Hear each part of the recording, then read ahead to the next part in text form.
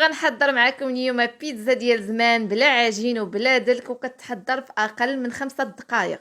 اول حاجه عندي هنايا في المكونات غنحتاجو هنا الرابعه ديال صدر الدجاج. بالنسبه للحشوه البنات راه كتبقى اختياريه، ممكن تعوضوا لادان غير بالطون وما تحتاجوش انكم ديروا الكفته او لادان. هنا البنات درت شويه ديال زيت الزيتون، ودرت هنايا شويه ديال الزعتر وشويه ديال البودره ديال الثوم. هنا البنات كديروا لادان على عافيه اللي كتكون مرتفعه كيف ما كتشوفوا معايا باش ما كيطلقش الماء. هنا درت شويه البزار، شويه ديال الخرقوم البلدي وشويه الملحه. هنا كنخلطوا مزيان لادان ديالنا بواحد الملعقه خشبيه، والعافيه كيف ما كنقول لكم مرتفعه باش ما كيطلقش هو الماء. هنا كتشحروا تقريبا غير واحد 3 دقائق هكا كيكون طاب. انا من بعد كنطفي عليه من بعد ما كيطيب. وهنا عندي الخبز كارم، الخبزه البنات اللي كشات لكم كتستعملوا بحال هاد الوصفات. هنا البنات انا استعملت الكومير، ممكن انكم تستعملوا الخبز ديال الدار او الخبز، المهم الخبز يكون شايط ليكم بحال هكا. كتقطعوه في النصف بحال هاد الوصفات البنات كيكونوا سريعين، وبحال هكا الخبز الا كان كيضيع لكم كتستعملوه في هاد الوصفات، كتحتفظوا به في المجمد وكتجبدوه تصوبوا به بحال هاد الوصفات السريعه للعشاء. هنا كيف ما كتشوفوا قسمت الخبز في النصف. من بعد هنا غناخذ واحد اللاطه وغادي نبدا نسرح الخبز. حاولوا انكم تضغطوا عليه واحد شويه بهذه الطريقه باش كياخذ الشكل ديال البيتزا، وملي كيطيب كيلتصق. انا كيف ما كتشوفوا معايا كنسرح كاع داك الكومير اللي عندي بهذه الطريقه كيف ما كتشوفوا.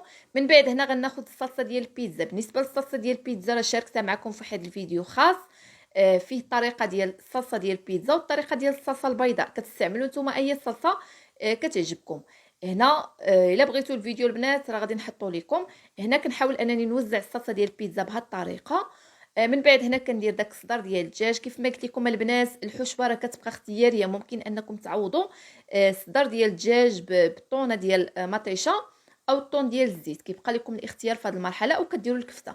هنا درت الفلفله ايضا اللي شحرتها، ضروري انكم تشحروا الفلفله حيت هذه البيتزا البنات ما كتاخذش الوقت في الطياب. داكشي علاش ضروري انكم طيبوا المكونات اللي غتوضعوا في الوسط ديالها. هنا كيف ما كتشوفوا من بعد كندير الجبن المبشور. بالنسبه للبنات الجبن المبشور الطريقه ديال الاختيار ديالو راه وضحت لكم في هذا الفيديو، غير قلبوا في الصفحه. كتختاروا الجبن اللي كتكون فيه نسبه ديال الدهون عاليه، كتبدا من 40%. وبالنسبه للماركه اللي كنستعمل راه كنقول لكم دائما كنستعمل كاسترو ميكس، ماشي اشهار البنات. غير انا كنحاول انني نشارك معكم بحال هاد الوصفات اللي كتستافدوا منهم. بحال هنا من بعد درت الزعتر ودخلتها للفرن. من بعد ما داب ليا الجبن شعلت عليها غير من الفوق. كيدوب الجبن بحال هكا كيف ما كتشوفوا وكتحمر، وكنخرجها وكنقدمها معكم. كتجي زوينه وسريعه، والاهم انها كتجي لذيذه وكيحماقوا عليها الوليدات وكذلك كيحماقوا عليها الناس الكبار. ونقول لكم بالصحه